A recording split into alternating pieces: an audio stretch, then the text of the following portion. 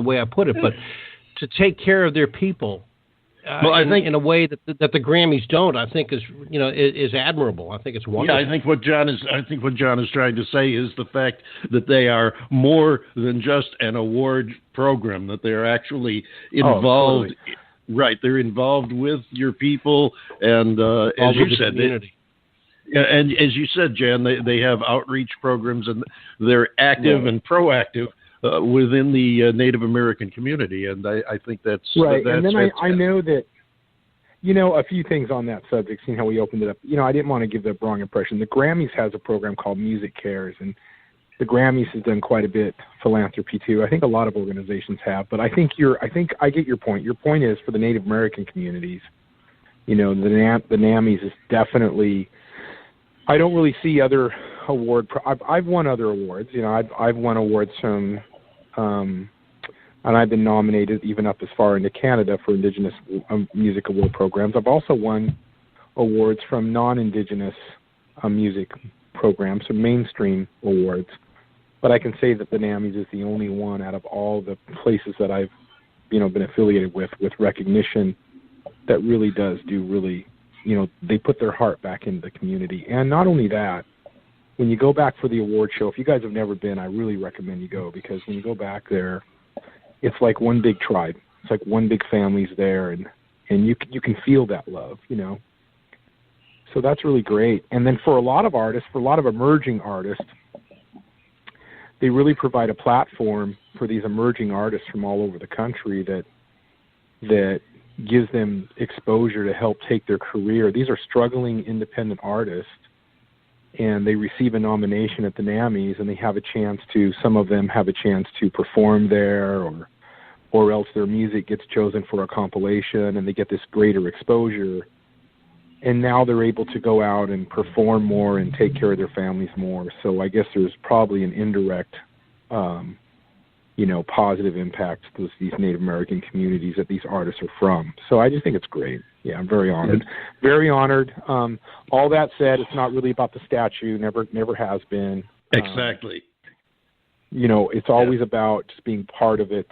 And as far as my artistry is concerned, I don't really measure success by how many CDs I sell or how many awards I win. I measure success if I'm being honest in my artistry, and I also measure success by how sincere my music expressions are, and then how relatable they are, how connective they are. So if my music connects with people, then I feel like I'm successful. And I have to agree with you there. And we've had, as I said, other NAMI artists. We've had Jenna Mashoni has been on a couple of times. We've had our Carlos Nakai, Joanne Shenandoah, and several others. Now, in talking about the activities beyond just the awards, you mentioned, of course, as we've been talking about some of the programs that the NAMIs have. But you and your mentioning of giving back to the community, you have some philanthropical programs of your own that you're doing. Yeah, I've done a lot of I've done a lot of nonprofit type projects with my music. It's been a theme since the very beginning. I've been involved with, music projects for battered women's shelters, homeless shelters, veterans, water, the whole water issue. And some of those NAMI projects my music's been involved with. So I think the biggest one, if I named them all, there was two that stand out. In 2007, I did a CD that I never commercially released. I just funded it myself. It's called The Seven Rabbits. And it was a vision that I had to create music and stories for kids that are going through chemo. And I worked with the Children's Cancer Association, and I gave them thousands of copies for these kids to listen to while they were getting their chemo. And for years, I received letters from the parents and drawings from kids, and some kids that successfully got through their issues, and some parents that actually wrote these heartfelt letters that would say, the last thing that their daughter or son wanted to listen to were those stories. and that was a big one for me. And then the other one would be, I did a CD in 2000, and I won Artist of the Year in 2009, and I wanted to do something really special. And I got with a bunch of friends, and we put money together, and we did a big project called the Breaking Free Project, where I did a rock album, and I sent posters in the album, and we did 2 music videos for drug and alcohol prevention for Native youth, and that went to every reservation in the country. And, awesome. State and federally recognized, and that went in 2009. In 2010, that record won Record of the Year, and but I toured with that rock band for a couple years, and then by the time 2012 hit, I realized that that was a hard road. And I was like, hey, being a rock star is not all it's caught up to be, you know. So, but my music went a different direction. So now I've been more of a solo artist since 12, but. Gotcha. We've heard the rumors about the life of a rock star not being all glory and all of that. But while we're talking about the music, which we have transitioned to, tell us a little bit about that song that we just played, the Verdi Harmony. Yeah, it's one of the songs off of my new CD, Flute Medicine, and it's just what's really interesting about this project is Flute Medicine was just released a week ago, and it's all recorded in 432 megahertz. So that was a frequency found throughout history in various parts of the world, dating back to ancient Tibetans, to Native American drums, to South American instruments. The 432 frequency is found all the way back then, and then it had like a resurgence when they were doing over in Europe, where classical music was being developed, and then at some point people thought 440 is just an easier frequency to tune things to, especially when you're dealing with compositions and people working together. They got away from 432, and 440 was more adopted.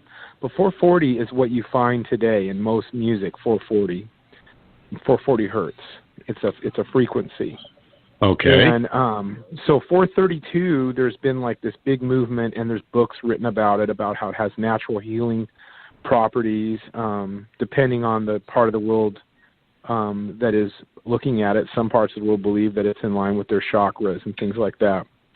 So on this album, the concept was to do an entire album with every instrument tuned to 432 hertz. It's the first album that's ever been done that way. So every guitar, every flute, every drum, we used old Tibetan prayer bowls and with the flute in one. And I believe over all these albums that I've done, I think that regardless of style, what's really important is to have a synergy within the album itself. So all the tracks, they can vary, but they actually do belong in the same family, and that's what we did with Flute Medicine. There's some that are like Verdi Harmony.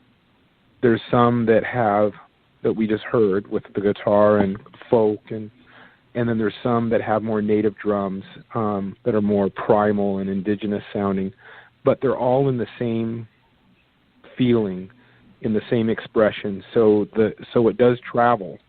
There's an actual track that has bagpipes underneath the flutes.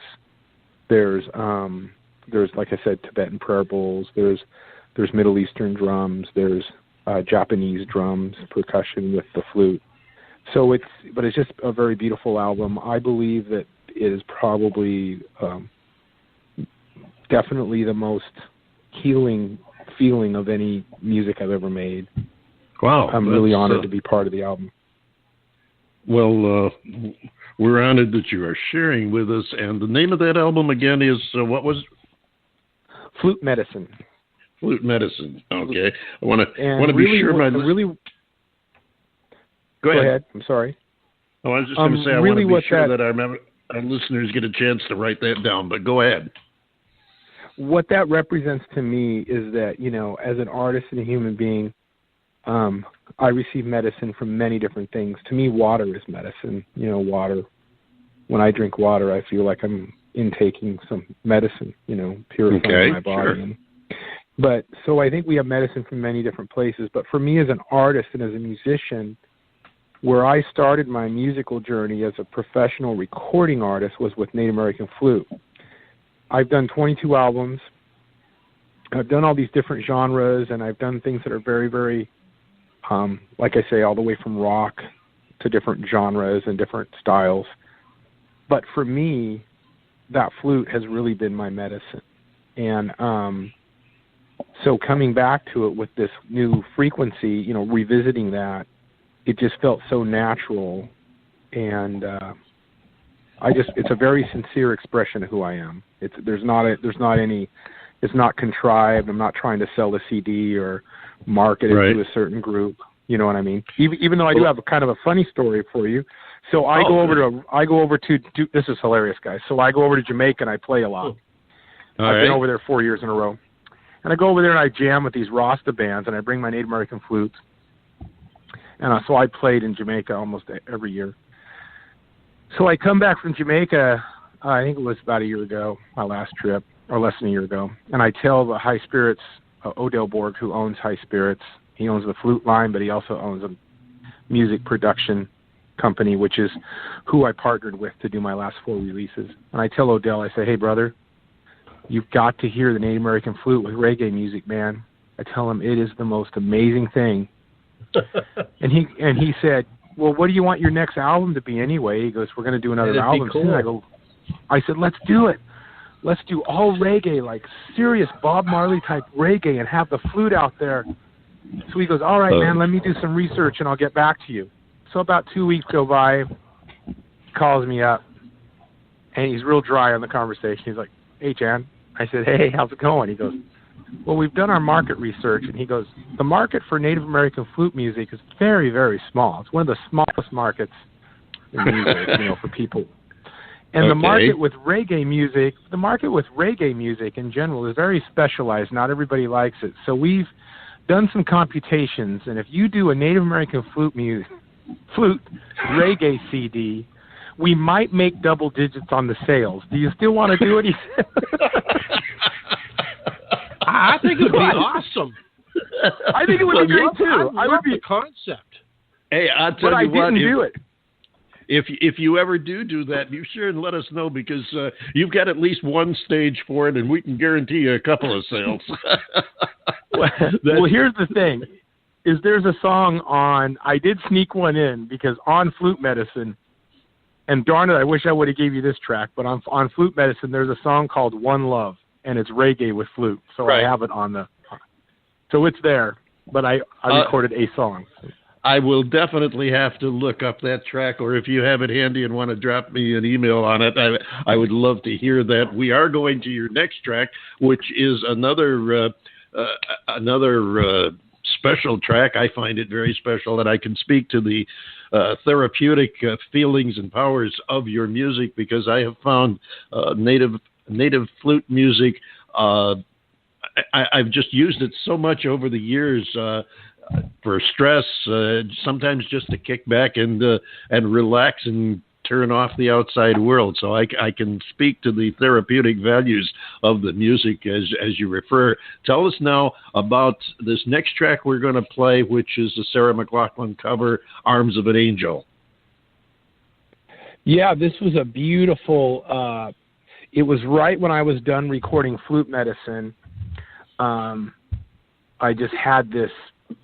It just happened organically. I just started playing that song, and I called the same producer and told him the concept, and he said, go for it. And we went to the studio, and our version, I really tried to capture her vocal cadence and her vocal lines in the original, but we picked it up a little bit. We use a native drum, and you'll hear that in the background, a little bit of a native rattle, and beautiful guitar work.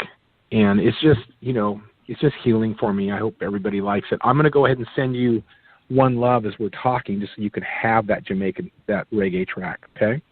Great. Well. I would love it. Thank you so much. And thank you so much for coming and Great.